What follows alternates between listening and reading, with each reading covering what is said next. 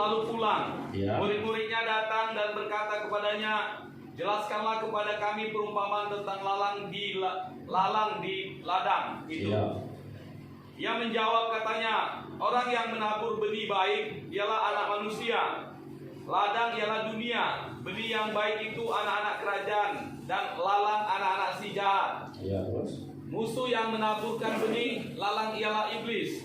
Waktu menuai ialah akhir zaman, dan para penuai itu malaikat.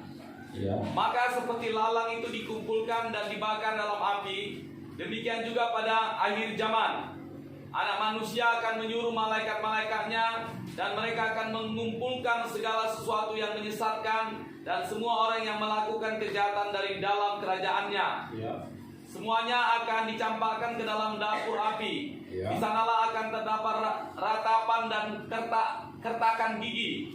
Pada waktu itulah orang-orang benar akan bercahaya seperti matahari dalam kerajaan Bapa mereka. Siapa bertelinga, hendaklah ia mendengarkan. Iya. Coba Yosua tampilkan di ayat 30 ayat 40 apa aja? Ayat 41 aja ya. 41 aja tampilkan. 41 13 41 ini dia. Jadi firman Bapak Yahweh minggu ini agak sedikit keras ya, tapi kita belajar ya supaya kita dewasa. Ayat 41 ya. Anak manusia akan menyuruh malaikat-malaikatnya, dan mereka akan mengumpulkan segala sesuatu yang menyesatkan dan semua orang yang melakukan kejahatan dari dalam kerajaannya. 42. Semuanya akan dicampakkan ke dalam dapur api, di sanalah terdapat ratapan dan kertak gigi. Ayat 43. 43-nya. Lanjut.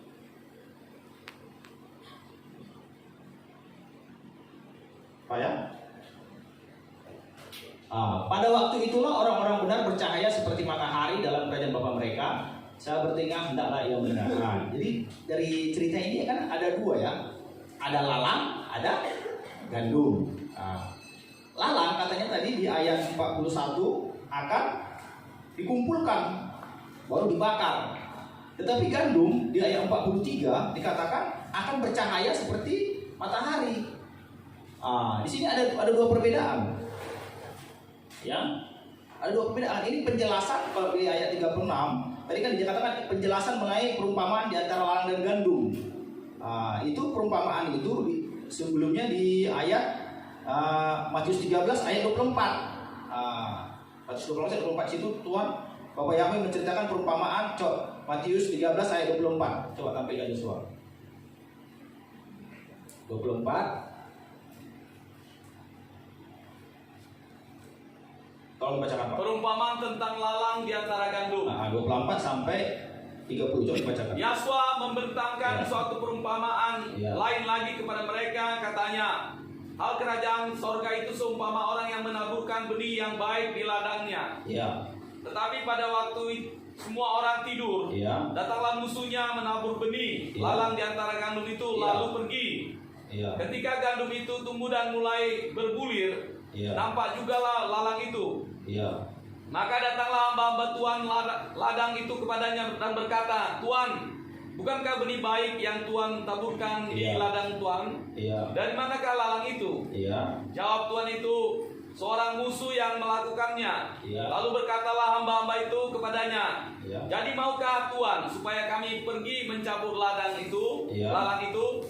Tetapi ia berkata, jangan, sebab mungkin gandum itu ikut tercabut pada waktu kamu mencabut lalang itu. Ya, 30. Biarkanlah keduanya tumbuh bersama sampai waktu menuai. Sampai waktu menuai. Perhatikan ya, sampai waktu menuai. Ada waktu penuaian nanti. Pada waktu itu aku akan berkata kepada para penuai, Iya. kumpulkanlah dahulu lalang itu dan ikatlah berkas-berkas untuk dibakar. Untuk dibakar. Kemudian kumpulkanlah gandum itu ke dalam lumbungku. Iya. Jadi di dunia ini ada dua. Ada lalang, ada gandum. Ayat 30. Ini kan jelas ya. Di sini kemana katanya lalang? Lalang itu diikat baru untuk Dibakar. dibakar. Ngeri kan? Jadi udah pasti dibakar. Jangan lagi ragu-ragu. Ya, lalang pasti dibakar. Kemudian gandum dikumpulkan ke dalam lumbung. Lumbung itu sama Yesus juga. Tapi lalang dibakar. Jadi surga neraka itu pasti. Ya, surga neraka itu pasti. Tuhan nggak main-main ini. Ini Yahshua sendiri yang berfirman, Yahshua sendiri yang bercerita. Lalang itu pasti dibakar, gandum pasti surga sama air. Tadi sudah dijelaskan tadi. Pada akhir zaman nanti malaikat-malaikat datang, ya, akan dikumpulkan. Coba ini di ayat 41, Matius 13 ayat 41. Matius 13 ayat 41. Coba tampilkan coba. Ayat 41-nya. Ayat 41-nya. Anak manusia akan menyuruh malaikat-malaikatnya dan mereka akan mengumpulkan segala sesuatu yang disesatkan dan semua orang yang melakukan kejahatan dari dalam kerajaannya.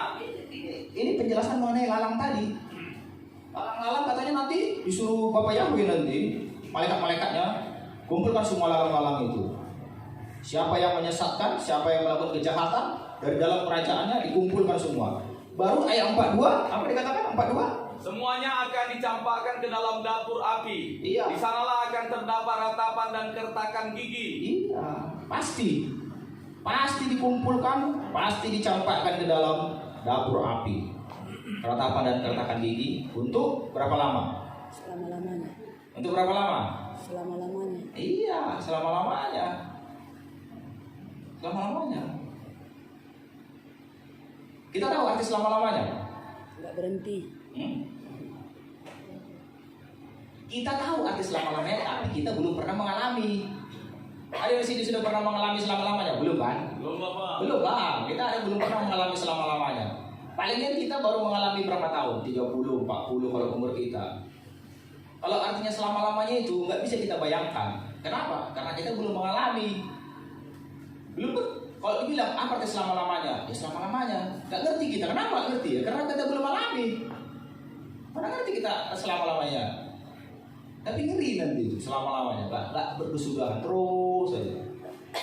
Kalau ibarat lingkaran, disuruh mutar-mutar terus keliling lingkaran itu terus, nggak ada finishnya.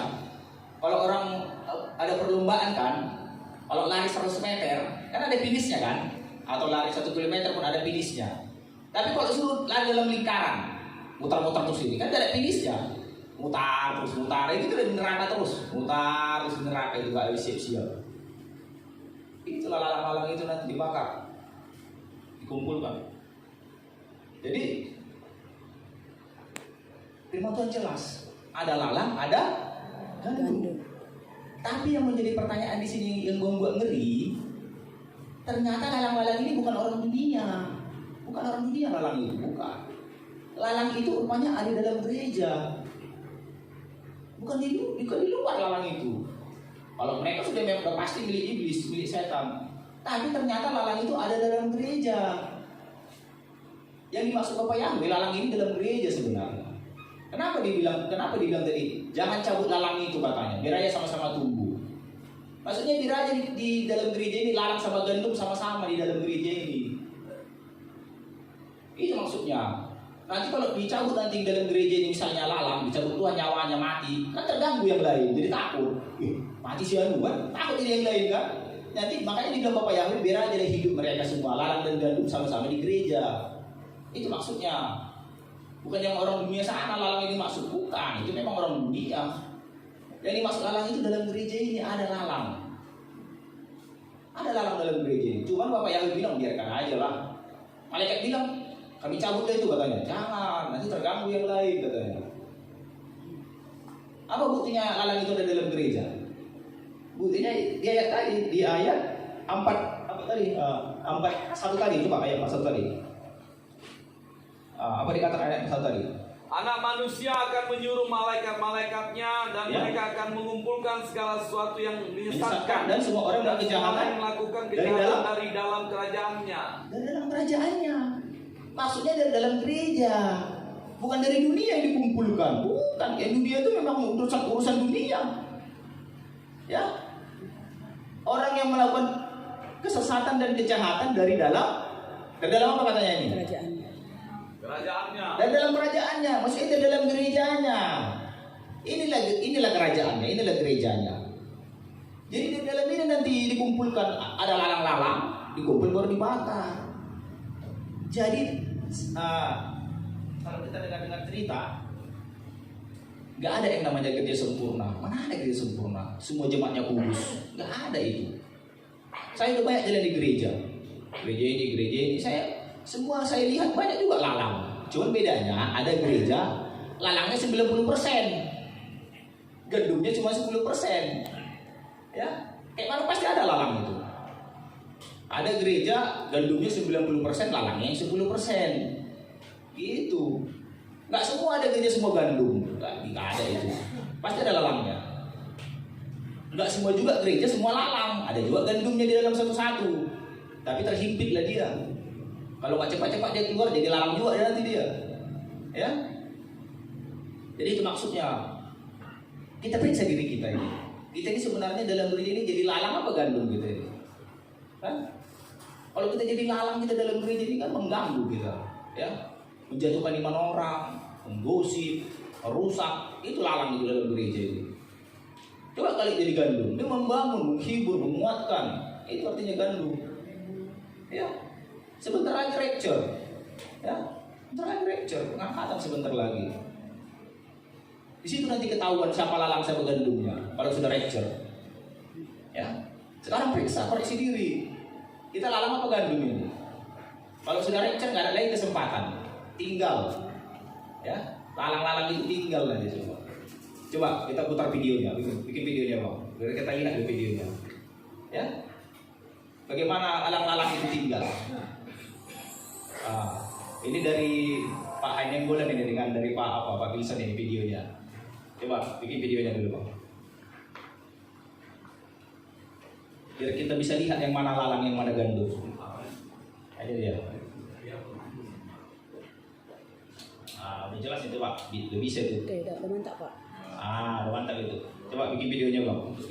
Iya, biar kita lihat siapa lalang, siapa gandumnya.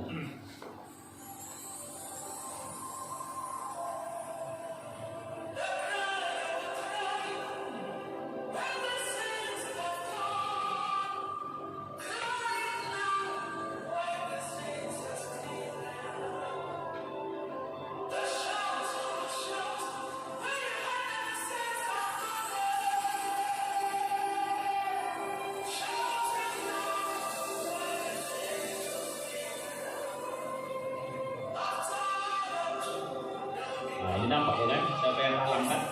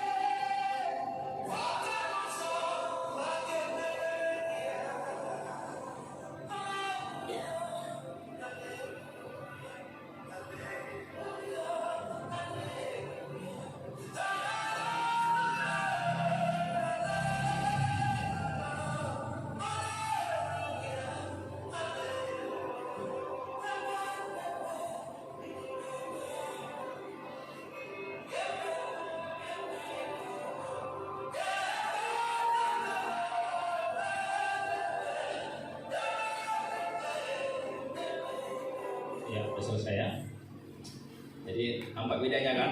Siapa yang ikut, siapa yang tinggal kan? Itu sudah dibagikan di grup. Nanti siapa yang belum dibagikan ke grupnya, tolong dibagikan. Ke grup Sejati udah kemarin. Tolong dibagikan nanti ke grup-grup yang lain juga. Ya, supaya bisa jadi bahan renungan bagi kita. Itu nanti bakal terjadi. Itu bukan ecek-ecek itu. Itu bukan main-main. Itu pasti terjadi. Cuman itu sengaja dibuat videonya supaya ada gambaran sama kita. Begitulah nanti ketika gandum itu dikumpulkan, lalang itu dibiarkan sama antikris. Ya, kalau udah sampai itu habis lalang itu nanti binasa. Tahu arti lagunya itu? Arti lagunya yang dinyanyikan tadi? Hah? Siapa yang tahu bahasa Inggrisnya? Arti lagunya begini. Sekaranglah kalian nangis. Jangan nangis waktu udah tinggal. Itu artinya. Sekaranglah bersuruh-suruh bertobat. Itu arti lagu itu. Kalau udah tinggal nggak ada artinya bertobat lagi. Jadi ngeri memang sekarang kita waktunya bertobat kita sungguh. Jangan main-main lagi, jangan jadi lalang. Ya. Harus mengerti firman Tuhan, harus baca firman Tuhan, harus banyak berdoa. Gak bisa, kita nggak waktunya lagi main-main. Kalau kita lihat zaman ini kan udah semua digenapi, apalagi yang tinggal? Apalagi tinggal? Ada lagi yang tinggal, semua udah.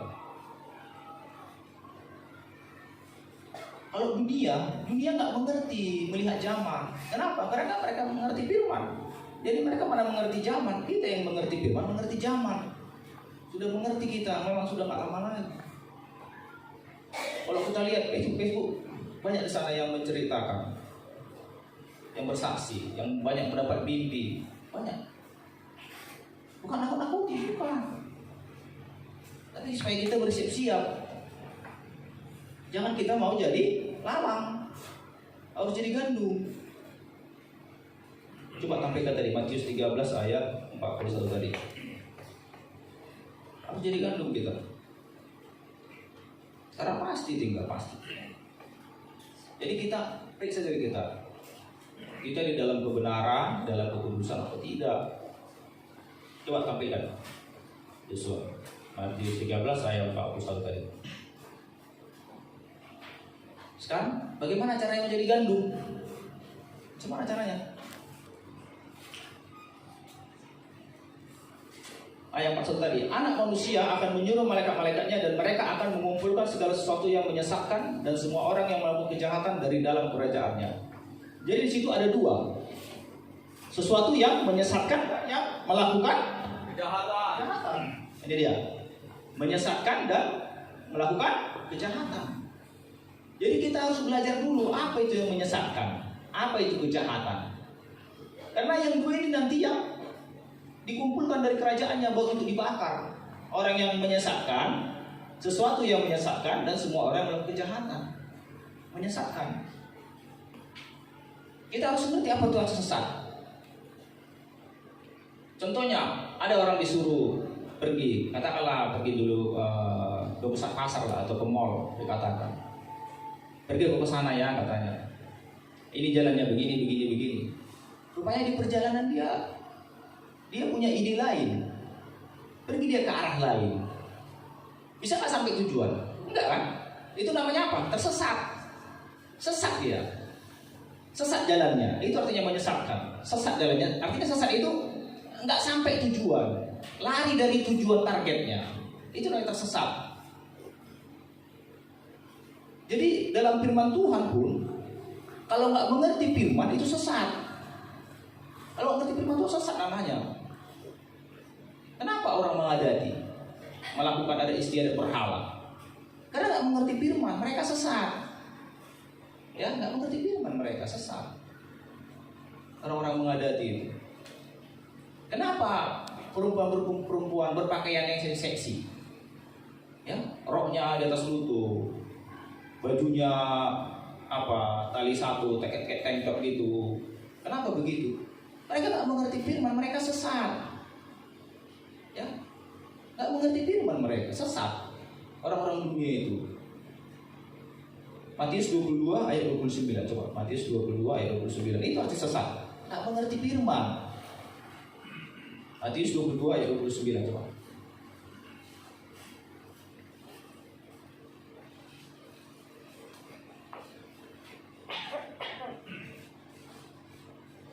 Yasua menjawab mereka, kamu Iya. sesat sebab kamu tidak mengerti kitab suci maupun kuasa Yahweh. Iya. Kamu sesat. Karena orang-orang sesat nanti dikumpulkan. Kamu sesat sebab kamu tidak mengerti apa? Kitab suci. Kitab suci, firman Bapa Yahweh, firman Elohim. Kitab suci yang dimaksud ini. Gak mengerti. Baik, maupun kuasa Elohim, kuasanya itu maksudnya Roh Kudus. Gak mengerti Roh Kudus, gak mengerti ya Roh Kodes, gak mengerti firman.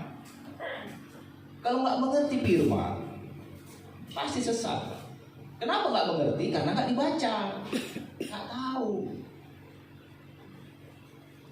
Ya, kalau nggak baca firman kita sesat, kita nggak tahu kita yang kita lakukan itu benar apa enggak. Ya, nggak mau dengar khotbah ya, sesat lah. Nggak mengerti kitab suci.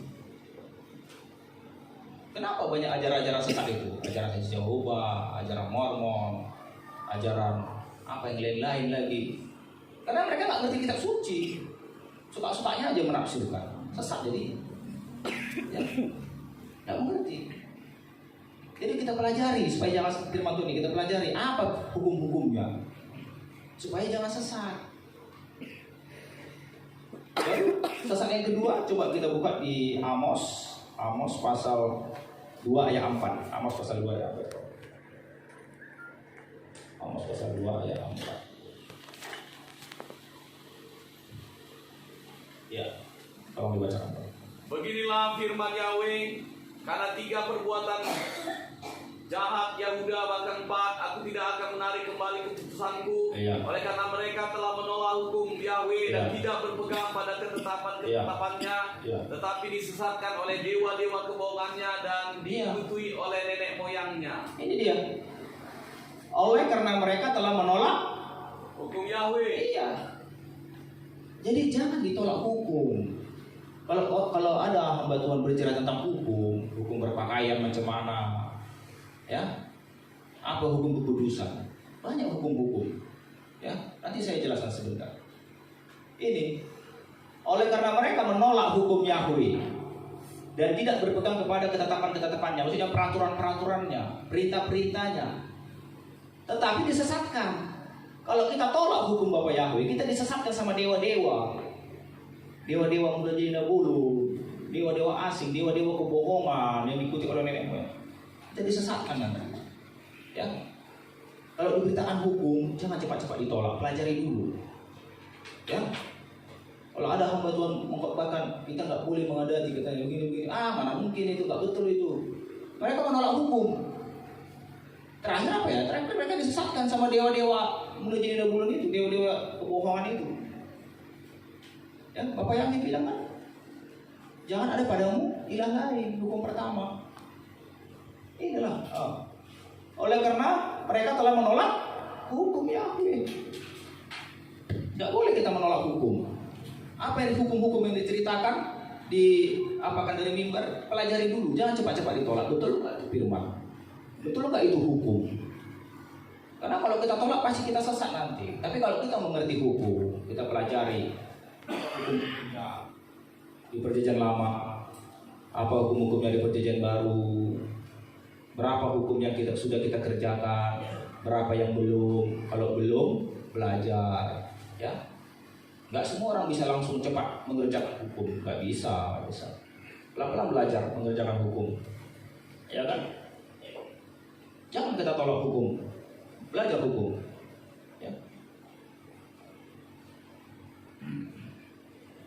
Bapak Yahweh ketika memanggil Israel menjadi umatnya, umat pilihannya, umat kesayangannya, Israel dipanggil, dikasih hukum dulu dikasih.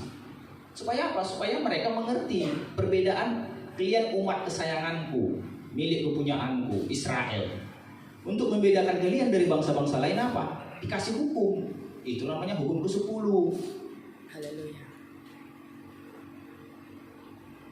Di gunung apa dikasih? Siapa tahu? Di gunung apa? Udah muli dulu. Jangan ada jawab. Coba, udah muli dulu. Di gunung apa dikasih?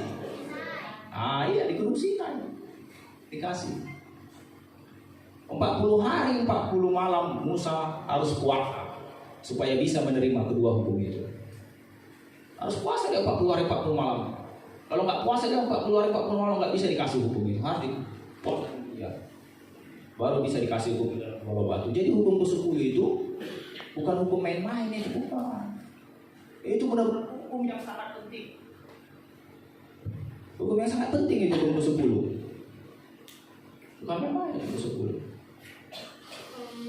Mana? Mudah-mudi. Udah hafal hukum ke-10? Rizka hafal? Angel? Rahel? Siapa lagi? Samuel hafal hukum ke-10? Hah? Masa gak ada yang hafal? Siapa lagi si muda-mudinya? Hah? Anis Yesua hafal hukum ke-10? Masa gak hafal? Malu lah. Masa gak hafal? Hukum ke-10 itu anak sekolah minggu itu. Hah? Siapa lagi muda-mudinya di sini? Hah? Apa hafal hukum ke-10? Siapa yang hafal? Saya kasih 20.000. Ini ayo, saya kasih 20.000 ini. Coba. Siapa yang hafal? Coba berdiri. Saya kasih 20.000. Cepat, ini betul ini nggak main-main. Naikkan nilainya dulu katanya, Pak. Jangan lah, 20.000 aja. Jangan banyak lah. Ayo, siapa yang hafal? Kalau yang biru langsung berdiri tuh, Pak. Ayo, mudah-mudi aja coba. Lagi merah ya. Coba Angel, coba. Rahel? Hah? 50? Oh iya, dari aku 20, dari Pak Pandiangan 30. Coba. Iya, gimana? Udah serius, yang biru keluar. Coba lah ya, 20 aja, 20 lah. Aku 20 aja nggak ada. Ya dari sini 30 lagi. Jangan, coba. Siapa yang bisa? Supaya jangan tegang kali kita. Pak Purba 50 orang kedua minta.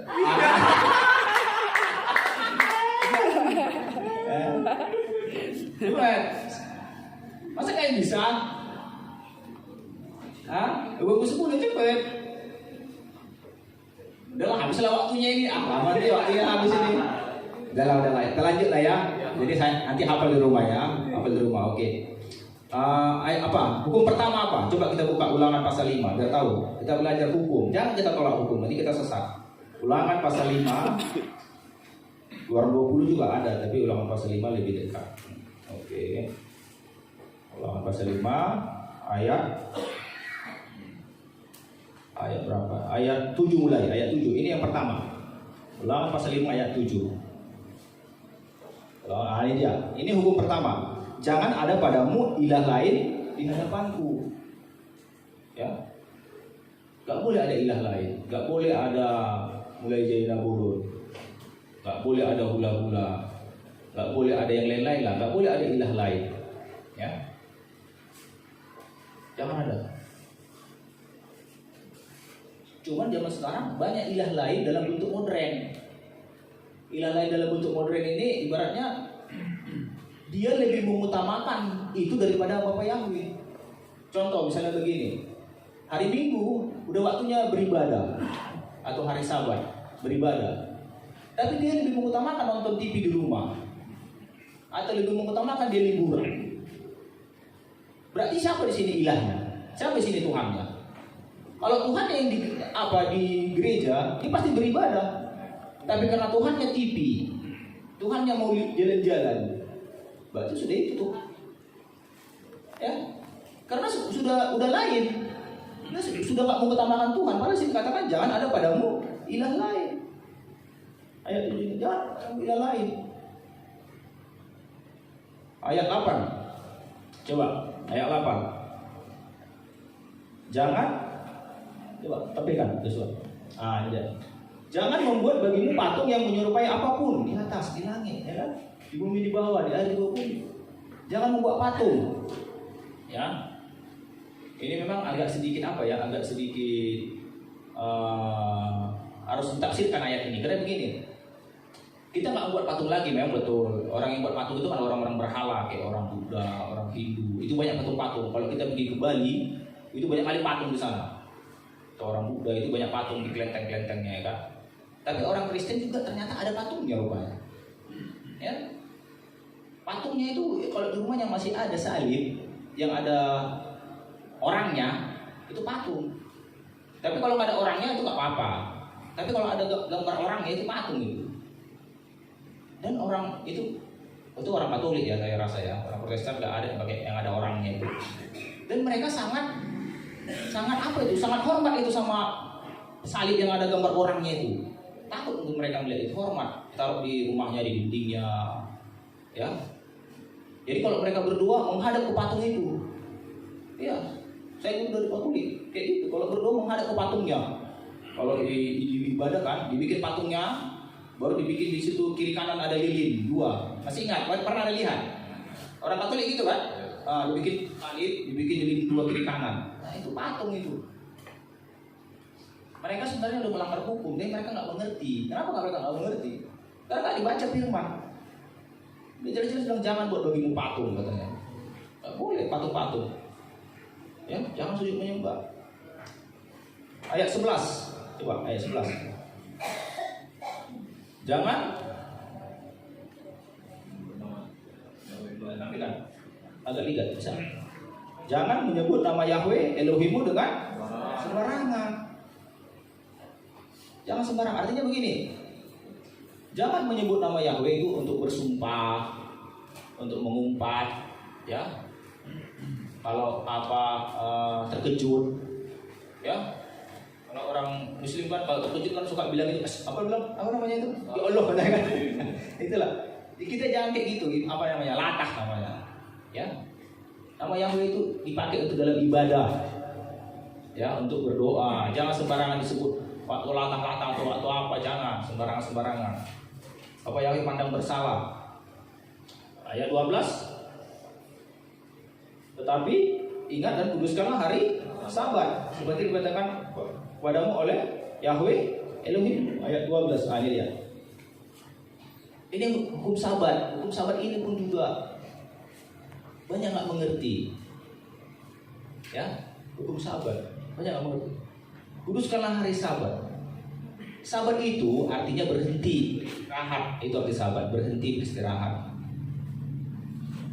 Jadi tetapkanlah satu hari. Hari di mana kalau kita beristirahat? Kalau mau Sabat, kalau minggu terserah. Tapi tetapkanlah satu hari untuk berhenti, beristirahat. Beristirahat.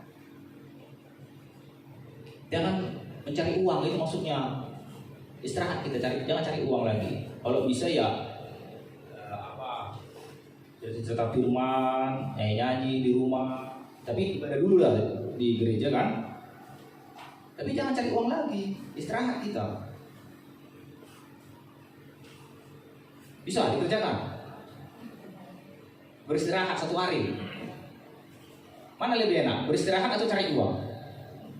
Lebih enak cari uang atau lebih enak istirahat? Lebih enak istirahat kan? Tapi pertanyaannya, kenapa orang nggak mau disuruh kan?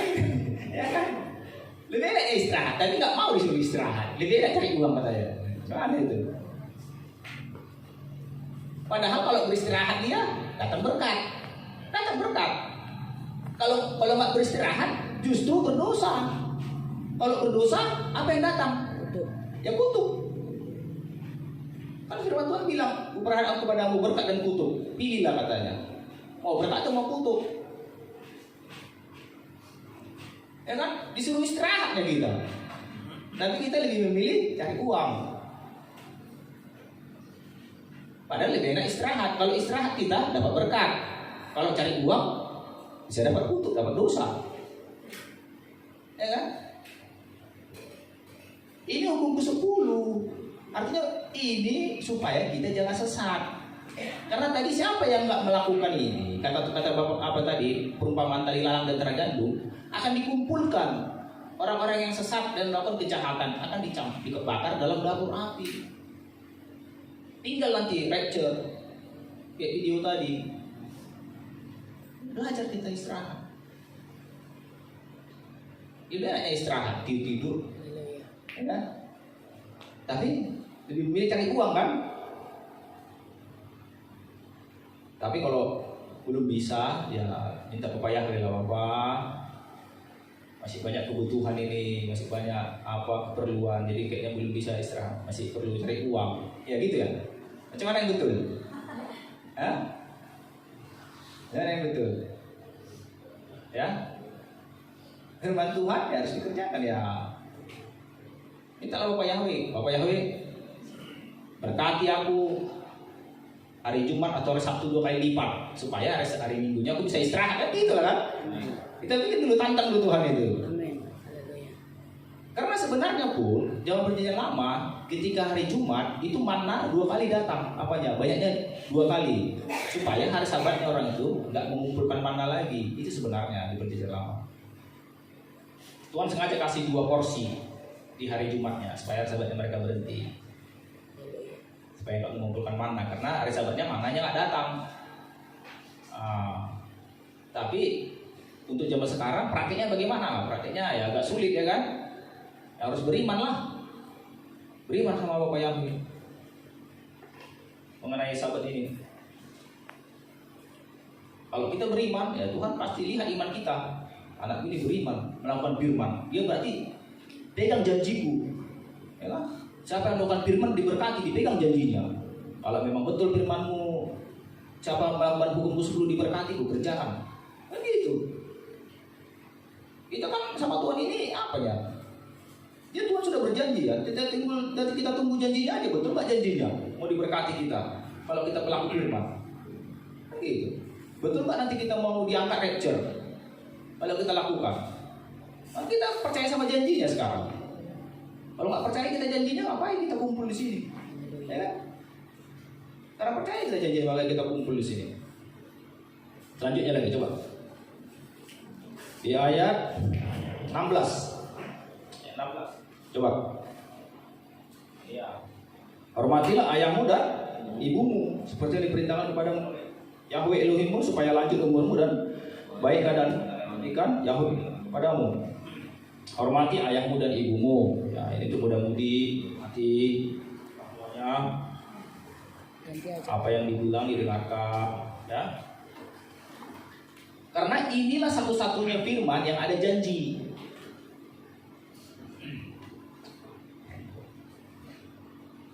Inilah satu-satunya firman yang ada janjinya. Janjinya di sini apa? Baik keadaanmu dan panjang umurmu, lanjut umurmu. Yang lainnya nggak ada janji. Hanya satu ini ada janjinya. Jadi ini unik firman yang keberapa tadi itu? Kelima ini, ha. Unik dia. Dia ada janji. Lanjut umurmu artinya panjang umur. Kedua, baik keadaanmu. Artinya sejahtera, diberkati. Perhatikanlah orang-orang yang tak sama orang tua. Pasti bagus kehidupannya. Ada yang jadi apa namanya, pegawai, besar-besar gajinya, ya, pasti orang-orang yang mendengar orang tua, nasihat orang tua, pasti bagus. Itu terbukti itu. Tuhan nggak pernah bohong, Tuhan nggak berdusta. Kalau hormati orang tua pasti diberkati di bumi. Tapi pertanyaannya sekarang, bukan hanya anak-anak yang perlu menghormati orang tua. Ternyata, tapi orang tua juga perlu menghormati orang tua. Ngerti maksudnya? Orang tua juga perlu menghormati orang tua. Contohnya saya kan sudah orang tua, sudah punya anak. Tapi orang tua saya masih ada, masih hidup. Jadi saya sebagai orang tua perlu menghormati orang tua saya juga. Caranya bagaimana? Caranya diperhatikan kehidupannya. Diperhatikan kehidupan orang tuanya. Kalau istilah sekarang apa? Diperhatikanlah bulanannya. Kan? Kalau anak-anak kan, misalnya orang tua ada anaknya 5 kan, ya masing-masing ngasih bulanan lah sama orang tuanya berapa. Karena orang tuanya sudah nggak bisa kerja lagi, udah pensiun, udah nggak bisa ngapa-ngapain, udah tua. Sebagai kita yang sudah berumah tangga, diperhatikan orang tuanya, dikasih bulanannya. Jangan nggak peduli, ya. Perhatikan orang tuanya, kasih bulanannya macam mana. Itu juga artinya memelihara orang tua. Jangan orang tuanya nggak dipedulikan. Dikunjungi sekali berapa lama dikunjungi. Jangan karena udah berumah tangga sendiri, orang tuanya sendiri, nggak pernah dikunjungi lagi. Ya nggak bisa gitu, dikunjungi. Makanya ada istilah pulang kampung. Anaknya merantau kemana-mana kan, pulang kampung, mengunjungi orang tua. Itu artinya menghormati orang tua juga, dikunjungi. Karena mana tahu kita rindu dia, ya, atau tahun baru atau apa, dikunjungi. Itu menghormati orang tua juga itu. Ayat 17 apa katanya? Jangan membunuh. Saya rasa di sini nggak ada pembunuh ya. Ada sini pembunuh nggak ada ya. Jangan membunuh. Ya? Jangan membunuh. Tapi Bapak Yahwi bilang apa? Di 1 Yohanes pasal 2. Siapa membenci saudaranya adalah Pembunuh. pembunuh. 1 Yohanes pasal 2 ada itu. Siapa membenci saudaranya adalah pembunuh. Ya. Di sini ada yang benci sama saudaranya.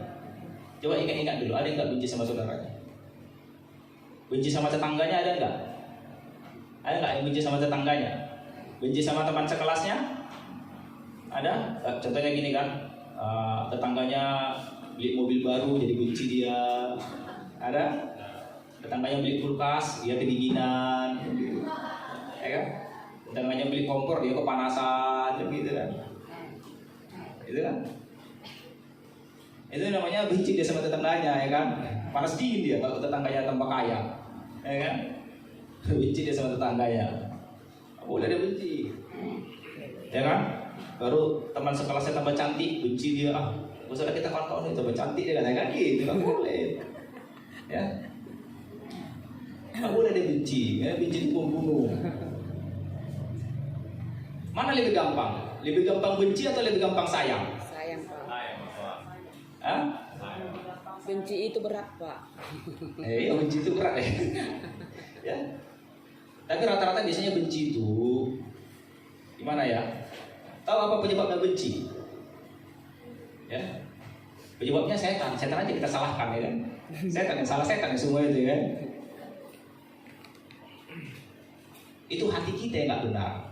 Seperti pernah Bapak Wilson. Pak Wilson kan pernah hati kita. Kalau hati kita kotor, jadi bersihkan hati kita. Kalau hati kita bersih, nggak ada benci, ya. Karena benci membunuh. Jangan membunuh katanya. Jangan benci saudaramu.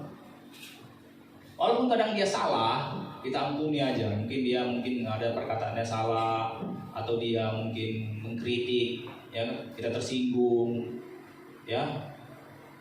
Benci kita. Saya pun di sini mungkin berkhotbah agak keras, saudara jadi benci sama saya, ya gitu. Janganlah ya. Karena saya menyampaikan firman aja. Saya nggak ada urusan sebenarnya. Saya hanya menyampaikan. Kalau benci sama ini, yang apa ini, yang nulis ini sudah tertulis di sini. Saya hanya menyampaikan. Ya, sudah tertulis di sini semua. Ayat 18. Apa dikatakan ayat 18? Jangan berzina. Ya, saya rasa di sini juga nggak ada tukang zina ya, nggak ada ya, ya kan? Tapi firman Bapak Yahweh katakan apa di Matius? Barang siapa memandang perempuan serta menginginkannya sudah apa? Berzina dalam hatinya. Sudah berzina dengan dia di dalam hatinya. Itu dibilang jangan berzina. Artinya perjanjian lama jangan berzina itu secara fisik, perjanjian baru jangan berzina itu secara rohani, rohnya, matanya aja melihat perempuan itu sudah berzina. Makanya dikatakan jangan berzina. Makanya di sini pentingnya saya ulang-ulangi betapa pentingnya berpakaian yang sopan. Kenapa penting berpakaian yang sopan? Karena kalau perempuan berpakaian ketat, kayak malam laki-laki pasti melirik. Pernah nggak lihat kalau perempuan berpakaian ketat laki-laki buang muka? Ada. Itu rasa Pak Manjorang aja yang buang muka itu. Ya. Kalau perempuan pakaian ketat, saya rasa masih melirik semua. Saya aja masih melirik, ya kan? Saya lirik, beginikan istri saya, kan gitu ya. Supaya jangan dilihat-lihat terus. Ya. Makanya perempuan, firman Tuhan katakan janganlah menggoda laki-laki. Haleluya. Contoh begini, perempuan sebenarnya udah cantik dia, tapi dipakailah bulu matanya panjang, ya kan? Dipakai lagi kerabunya, pakai lagi anting-antingnya, ya kan? Dipakai lagi warna di sini, dipakai lagi warna di sini, dipakai lagi warna di sini. Ininya dibikin lagi ke atas gini kan? Nah, mana itu? Pasti tergoda lah laki-laki kan? Sekarang ini saya tanya laki-laki dulu, mana yang lebih suka? Nengok perempuan bermakeup atau enggak perempuan bermakeup? Bermakeup lah Pak. Hah? Bermakeup. Lebih suka bermakeup kan? Cantik. Iya kan, lebih suka yang bermakeup. Jujur kata sih. Jujur, harus suka bermakeup. Kenapa? Karena makeup Kalau udah cantik dia nggak bermakeup. Cantik juga Pak, betul cantik juga ya Pak. Tapi lebih Tapi yang kurang cantik jadi tambah cantik. Saya ada lihat di YouTube, di YouTube. Aslinya jelek, tapi di make up ini, wah terkejut aku. Beri kali perbedaannya saya pikir. Bisa berubah total. Yang mukanya banyak bolong-bolong ini bisa rata semua. Bisa jadi kayak halus. enak jelas. Jadi itu make up itu menggoda laki-laki make up. Ya, pasti menggoda laki-laki. Bikin juga pakaiannya. Nanti ada apa sama perbaikan gitu. Sekarang saya tanya bapak dulu. Apa Mana yang lebih menggoda? nanti di rumah di Perempuan pakai baju longgar, pakai baju dress kayak gitu, atau perempuan pakai baju ketat? Iya, pengen. Mana yang lebih enak dipandang? Hah? Dengan situasinya. Ya? Ya? Makanya itu. Nengok rohaninya yang memandang lah. Iya makanya. Ya, kalau perempuan itu pakai daster aja lurus gitu, pakai daster, nggak ada yang mau dilihat. Coba pakai baju ketat berlekuk-lekuk dia gitu. Nah, kayak gitar, kayak biola. Ya. Mana lebih enak dipandang? Itu menggoda itu, kayak baju ketat itu. Ya, nggak bisa. Kalau kita kerjakan itu, ya kita laki-laki berdosa, perempuan berdosa, sama-sama berdosa, nggak bisa. Nggak bisa ikut lecture. Kita tadi udah lihat videonya kan, yang tinggal nangis-nangis. Nggak bisa ikut lecture kita. Ya. Ayat 19. Jangan Mencuri. Iya, jangan mencuri. Saya rasa di sini juga nggak ada pencuri ya. Jujur-jujur semua di sini kan. Kalau ada terletak HP di jalan, masa tak diambil ya? Ambil apa pulangkan. Oh, diambil pelanggan ya. Pak Wilson pernah cerita, pernah dapat HP dia di ATM, tapi dipulangkan juga. Ya, itu jujur. Jangan mencuri. Kalau udah tahu punya orang, dapat HP, supaya jangan ditelepon cepat-cepat dengan kartunya. Dengan kartunya, supaya jangan ditelepon. Ya kan? Gitu caranya. Oh, dapat HP baru. Nggak bisa. Ini mencuri namanya. Kalau dompet lagi nih Pak, ada isinya banyak. Iya. Dibalikkan dompetnya, uangnya ambil. Uangnya diambil. Nah, itu mencuri namanya. Bisa. Itu namanya mencuri. Jujur. Anak sekolah juga yang bersekolah, jangan mencuri jawaban. Apa namanya itu? Gopean. Itu gopean itu enggak, jangan. Itu namanya mencuri jawaban. Ya. Mencuri itu namanya mencuri jawaban, enggak jujur. Jangan mencuri. Kalau mau ikut lecture. Ya. Jangan mencuri. Mau ikut lecture kan? Udah mudi semua? Jangan mencuri di sekolah. Jujur aja belajar. Ada satu lagi yang agak berat. Agak berat ya. Mencuri milik Bapak Yahweh. Mencuri milik Tuhan. Apa itu milik Tuhan? Siapa tahu jawabannya? Iya. Persepuluhan itu milik Bapak Yahweh. Bukan milik kita itu. 10% penghasilan kita. Kalau saya bergaji contohnya sebulan 5 juta, 500 ribu saya kasih. Saya bergaji 10 juta sebulan, 1 juta saya kasih. Begitu. Jangan curi milik Tuhan. Ya, jangan curi. Kalau kita curi nanti nggak ikut lecture kita, bahkan dikumpulkan, dibakar di dapur api katanya. Mudah-mudi sampai udah kerja, apa kasih sih kan gajimu? Berapa gajimu? Ya, belajar memberi peluang itu bukan milik kita, itu milik Bapak Yahweh. Kalau kita ambil, kita mencuri. Ya, kalau masih mencuri, minta ampun sama Bapak Yahweh. Ya, jangan dikerjakan lagi. Penghasilan bulan ini, contohnya pengusaha seperti kami kan, punya toko. Berapa penghasilan bulan ini? Penghasilan bulan ini total dikurang sama modal begini-begini, hitung-hitungannya kan. Misalnya penghasilan bersih 5 juta contohnya, 500 ribu lah perpuluhannya. Begitu. Jangan mencuri. Ya. Kita nanti ini firman ini nanti hakim, diselidiki nanti pokoknya. Udah beres enggak nanti? Kalau udah beres baru bisa ikut lecture. Amin. Bisa. Ayat berapa tadi selanjutnya coba? Jangan mencuri baru ayat ke 20. Jangan mengucapkan kasih Tuhan tentang sesamamu. Ayat 20 sampaikan. Jangan berbohong, jangan berdusta. Gampang nggak berbohong? Gampang kan berbohong? Contohnya, mau jumpa sama temannya, udah di mana? On the way. Udah di jalan, padahal mandi belum. Ya, dari mana? Udah di jalan aku, udah dekat lagi nih, dia belum mandi dia. Gampang berbohong kan? Gampang berbohong. Itu kalau nggak merasa tertuduh dia berbohong kayak gitu, itu nanti bohong-bohong lain udah biasa. Udah biasa di bohong-bohong lain itu. Ya. Contohnya begini, ini agak repot juga nih. Saya pun agak sering. Contohnya begini. Pinjam uang. Uang saya banyak. Saya bilang nggak ada uangku. Pertanyaannya itu bohong apa enggak? Gimana? Ada orang minjem uang. Kita tahu kalau dia pinjam ini nggak dipulangkan. Contohnya ya kan. Kalau bahasa kerennya hutang busuk, nah, itulah bahasa kerennya ya kan. Uangku banyak, pinjam uangmu. Jadi gue bilang nggak ada uangku. Pertanyaannya, aku bohong atau enggak? Bohong. Bohong atau gimana? Enggak ada untuk dia. Enggak ada untuk dia ya gitu ya. Jujur aja kita, uangku banyak. Uangku banyak, tapi nggak mau ngasih sama kamu. Kenapa? Karena kau nggak mau bayar. Jujur aja kita. Kalau kau mau bayar, aku kasih. Kalau kau jujur, aku kasih. Kalau ada jaminannya, aku kasih. Jaminannya supaya apa? Kalau mau nggak bayar, jaminannya ini bisa kujual. Jujur aja kita, kenapa bohong-bohong? Firman Tuhan katakanlah ya jika, katakanlah tidak jika, tidak. Nggak usah bohong-bohong. Yang dibilang nggak ada uangku, banyak uangku. Tapi jangan diambil bunganya, Bang. Iya. Yalah. Belajar kita jujur.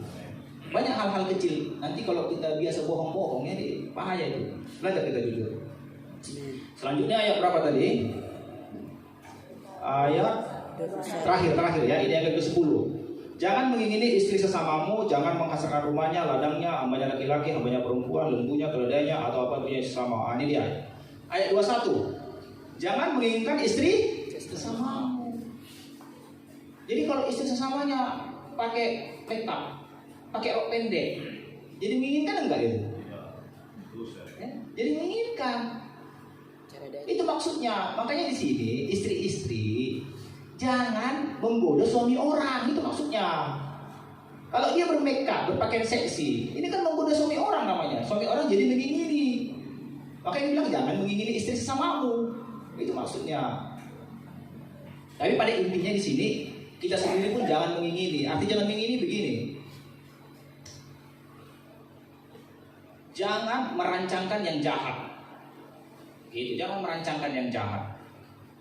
Kalau kita udah ingin sesuatu, pasti kita berencana bagaimana itu supaya sama aku, kan begitu. Ada keinginan. Bisa juga diartikan iri hati. Bisa juga diartikan iri hati ini. Jangan ada iri hati. Kalau sesamamu punya istri cantik, sesamamu punya rumah yang besar, punya ladang, punya hamba, jangan iri. Itu maksudnya bisa juga. Jadi macam cara kita menafsirkan firman Tuhan ini. Ini dari hukum 10 ya. Jadi mengingat waktu sampai di sini dulu. Nanti kalau panjang kali nanti seperti kata Pak RW nanti jadi nggak nangkap Pak ya. Pusing nanti nggak tahu lagi apa yang mau disampaikan nanti ya. Sampai sini dulu lah firman Tuhan ya.